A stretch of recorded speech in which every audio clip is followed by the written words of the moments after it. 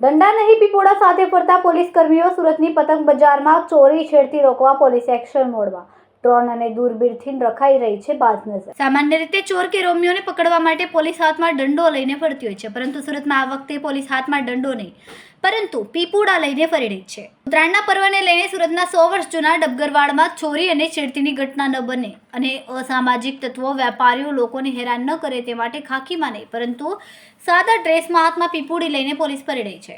આ સાથે drone camera અને દૂરબીનથી પણ બજારમાં આવનારા લોકો ઉપર સતત નજર રાખવામાં આવી રહી છે। ઉત્તરાયણના પર્વને હવે ગણતરીના દિવસો બાકી છે, ત્યારે સુરતી લાલાઓ પતંગ દોરાની ખરીદીમાં લાગી ગયા છે। શહેરના પ્રખ્યાત પતંગ બજાર એવા ડબગરવાડમાં પતંગ દોરાની ખરીદીમાં લોકો ભીડ જમે છે।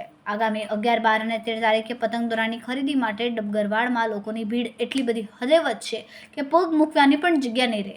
ત્યારે આવી ભીડનો ફાયદો કિસ્સા કાતરુઓ ઉઠાવીને મોબાઈલ અને પર્સની ચોરી કરતા હોય છે। ત્યારે આ વર્ષે એ પ્રકારની ઘટના ન બને તે માટે લાલગેટ પોલીસે પ્લાન ઘડી કાઢ્યો છે। પતંગ બજાર પોલીસ દ્વારા લોખંડી બંદોબસ્ત ગોઠવી આપવામાં આવ્યો છે।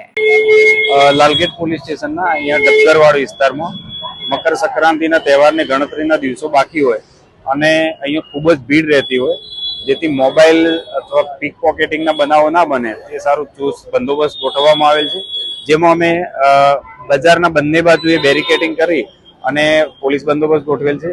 આ સિવાય ધાબા પોઈન્ટ પણ રાખવામાં આવેલ છે, જ્યાંથી દૂરબીનથી બાયનોક્યુલર રાખી અને જો કોઈ શંકાસ્પદ મુવમેન્ટ હોય તો એ વોકી ટોકી મારફતે અમને જાણ કરશે।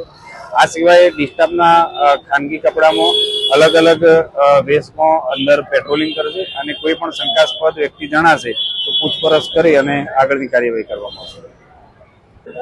ખાસ કરીને અમારી સી ટીમ છે એ અહીંયા પતંગ બજાર છે એને બંને બાજુ બેરિકેડિંગ રાખેલું છે અને ત્યાં સી ટીમ તૈનાત રહેશે અને જે મહિલાઓ અથવા બાળકો સાથે જે કોઈ પરિવાર અહીંયા ખરીદી કરવા માટે આવતા હશે તો એમને પોતાના પર્સ, કિંમતી ઘરેણાં અને કઈ રીતના સાવચેતી રાખવી, કોઈ છેડતીના બનાવ ના બને એ બાબતે સંપૂર્ણ તકેદારીથી સમજાવવામાં આવશે।